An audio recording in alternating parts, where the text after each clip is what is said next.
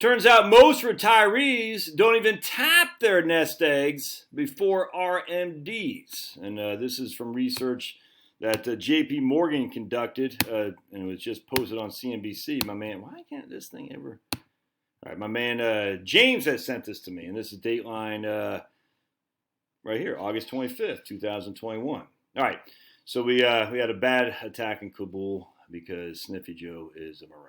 All right, anyway, but I want to start with this. I'm going to read you from a comment on a video I did yesterday about the cost of healthcare in retirement, and we went into Medicare. And I'm going to read you a comment that's actually typical, and this is from CJ Breeze. Your Medicare recommendation is good for basically healthy retirees, but does not consider the high cost of what Medicare doesn't pay for, like dentures, foot care, long-term care. As we age and retirement funds get depleted, those costs become more likely and difficult to pay out of pocket. And we hear this stuff all the time, the scare tactics of long-term care.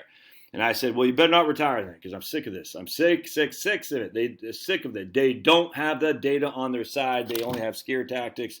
And I guarantee old CJ Breeze is a mask fiend and probably got quadruple doses of all these, and top off with Moderna, Pfizer, AstraZeneca, you name it. It's frustrating because all it is scare tactics. They're like, well, what if she's right? Or he, I assume it's a woman, but I don't know. All right, so let's read this. Kate Dorr, she's a writer for various, I think she is for actually a business or CNBC maybe. All right, so most retirees use RMDs as guidance, and yet they may leave a sizable balance by the age of 50, age 100. Well, it's like, what's his name? David Brooks from the New York Times. All right, so JP Morgan says that some 80% of retirees studied didn't withdraw any money from their accounts before their RMDs. And these delays were even common among those with smaller balances. Roughly 84% of those who reached RMDs only took the minimum amounts. They appear to be relying upon RMDs to help them distribute their wealth, and that's not really what it's intended to do.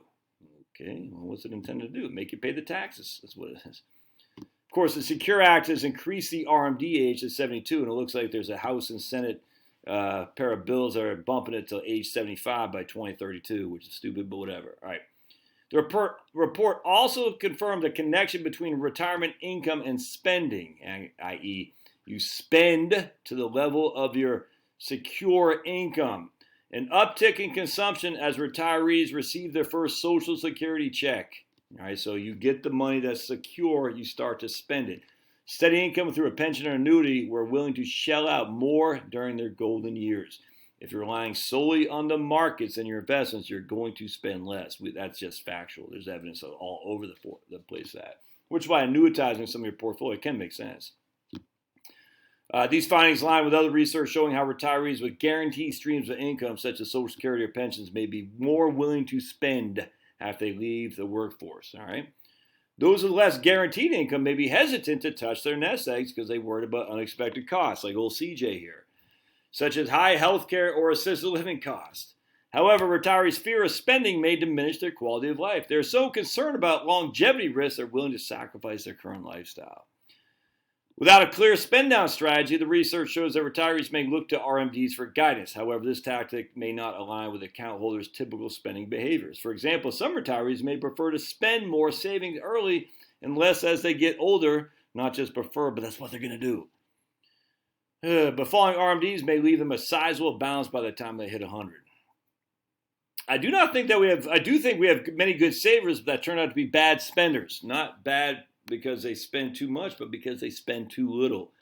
This report used an EBRI, Employee Benefits Research Institute, of 23 million 401k and individual accounts at JP Morgan. Used 23 million 401k and IRA accounts at JP Morgan data for roughly 62 million households to examine 31,000 people approaching or entering retirement between 2013 and 2018. All right.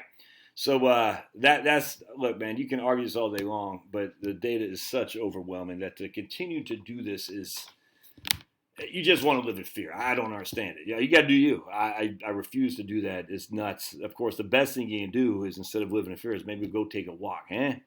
Love to hear your thoughts. We'll see you.